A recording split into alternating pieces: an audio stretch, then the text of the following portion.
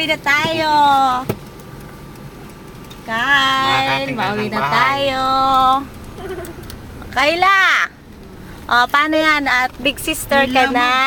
Nilamog ni nanay yung iyong kotso. Oo nga, hindi ko na ano, siguro Limot. nakalimot ko. Sorry, Magaling na lang. nga agad ang ano niya. Kunti na lang, matatanggal na ito 1 week lang. Pagsasamahin ko ang puso ni Kayla sa kasya. Yung bag po na malaki, ayan. Dito sa ilalim. Tulog-tulog yung anak ko. Kanina iyak-iyak gawa ni nanay, kawawa man.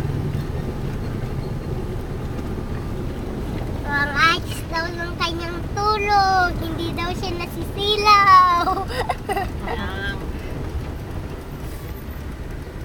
Hindi nasisilaw. Kasi wala na daw siya. Noon, ang naghatid kay Kayla, papunta doon, si Ninong Dante. Ngayon, si Lolo Lando.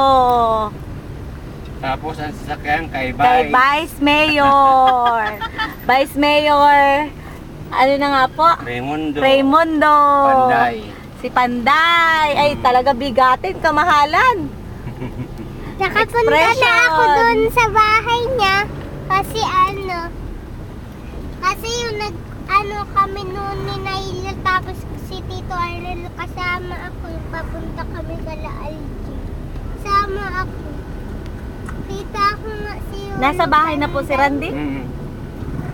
Nagtawag ba dati? Inabot ko pa sa Colin Palace, kaya lang palabas na siya. Naiinip na, maalis na nga daw siya.